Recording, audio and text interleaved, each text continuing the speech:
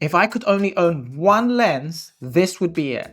The Sigma 24-70 f2.8 is the most versatile lens in my kit, and I use it 90% of the time. Whether I'm shooting B-roll, portraits, landscapes, or doing product photography, this lens delivers.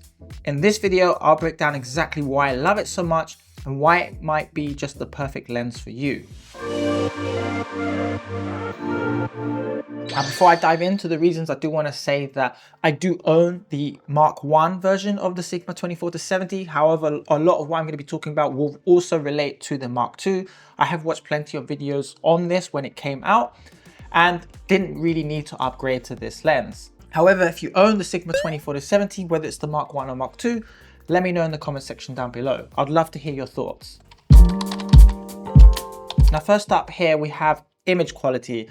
This is an amazing lens. I've not had any issues with this. And even though I've paired this with an APS-C camera, whether it's the Sony a6400 or Sony a6700, I'm gonna get the best possible image out of this, and I'm not gonna get any distortion. I know that Petapixel mentioned this in their video with the Mark II version. It's very, very slight. It's nothing to worry about. But in terms of like image quality and sharpness, this lens is amazing, especially when you pair it with an APS-C camera. For those of you who have subscribed to this channel and been watching my videos, you'll notice that most of the B-roll that I shoot is actually with, well, the Sony a6700 with the Sigma 24-70. This is the setup that I use to capture my B-roll. Now, this is a full frame lens, so when pairing it with an APS-C camera, I'm going to use the inner portion of that glass, so I'm going to get the best possible image. The fact that you're watching this video is because you want to know what the image quality looks like, and that there are so many YouTubers out there that have this lens and don't have any complaints with it because it's just so good for the money. Now let's talk about versatility. I use this lens 90% of the time. I've used it for portraits, I've used it for product photography, I've used it for landscapes, I've used it for my YouTube videos, like I mentioned earlier. This range has everything. It's literally my go-to. The 24mm to 70mm focal range is, well, it covers everything that you really need. It's wide enough for those landscape shots, and it's tight enough, but not too tight like a telephoto lens to grab some close-ups. Now, you could vlog with this lens, but I think, especially if you're shooting with an APS-C lens, it's a little bit too tight. And obviously this lens is quite heavy as well. So it might not be the most practical, but you can do it in a way. Unless you stick it on a tripod or have it at a distance like I have now, then it could possibly work. Just to give an example of its versatility, when I was traveling around Kefalonia last year to make my travel guide, which you can see up here somewhere, this is the lens that I took most of the time. All the time, actually. Now, my Torvo bag is big and it does fit a lot of kit, but I can't carry my camera, the Sigma 24-70, two other lenses, my drones, my batteries. That's a lot of gear to lug around with you, especially if you're climbing mountains or navigating rocky terrain. You don't want to have too heavy of a backpack. So most of the time, I'm carrying the Sigma 24-70 as it's the most versatile. Now, the Sigma 24-70 has a really good build quality. Now, it has some weight to it, but it's not too heavy, so you can carry it all day. It even has some customizable controls. Now, with the Mark 1, you have the autofocus manual focus switch, you have a zoom ring and a focus ring, and on the Mark 2 version, you actually have an aperture ring as well with a lock and an additional customizable button. And just to prove that this lens has been built properly, I was using this lens throughout the Cyprus Rally last year in October, and it was really dusty, and I didn't really want to change lenses in between that and get dust on the sensor of my camera. So I just stuck with the 24-70, and all the dust that was thrown to it when I was panning car shots or getting video shots, this lens has done really well. I mean, my camera got caked in dust, and after cleaning it, haven't had any issues so far.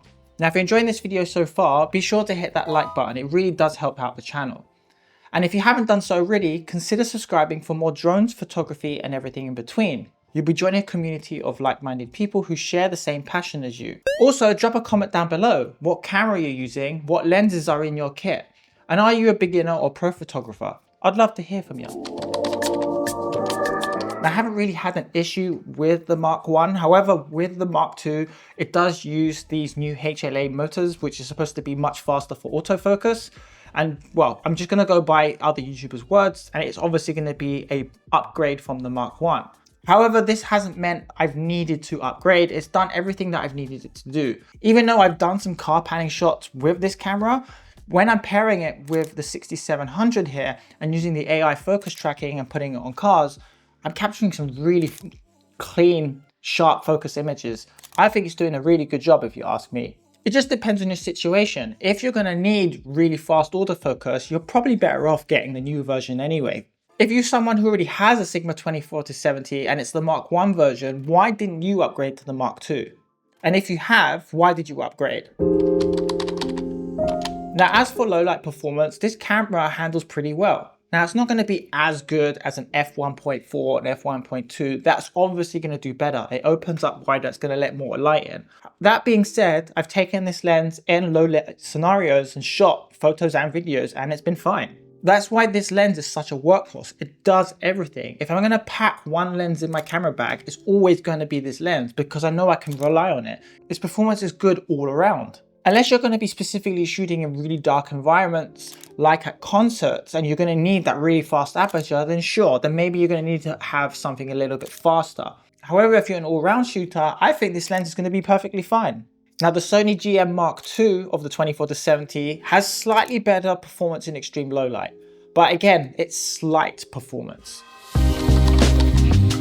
So, should you buy this lens? Well, one of the great benefits that Sigma has over Sony is its affordability. You get such great features and such a great lens for a really good price compared to Sony.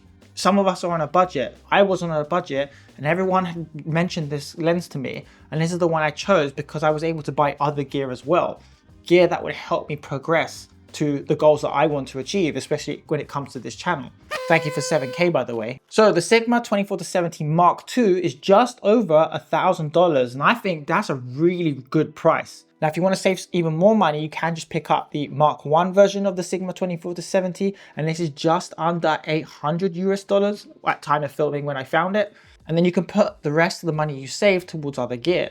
Now, just so you know, with its competitors, if you are going to buy this versus the Sony is going to be over $2,000. It's almost half the price for pretty much the same thing. Like, you're not getting anything significant with the Sony.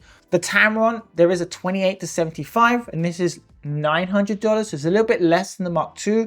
However, its focal range is a little bit different. It's not going to be as wide, being at 25mm, but you're going to get slightly tighter focal lengths at 75mm. Personally, I think you'd be better off with the 24-70, but at the end of the day, it's your decision.